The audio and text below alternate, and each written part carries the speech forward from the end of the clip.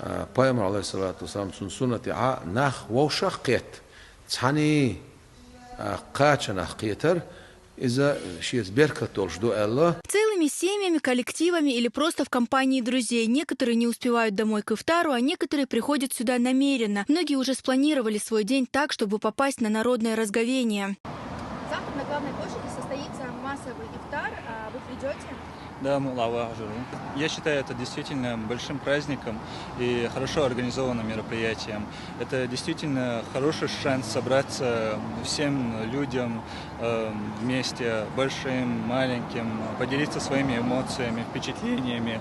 Это создает условия для разговения очень многим слоям населения. Это многие люди, которые работают в этот момент, которые не успевают. Я, например, я точно знаю, что я как раз именно к ифтару выйду с работы и как раз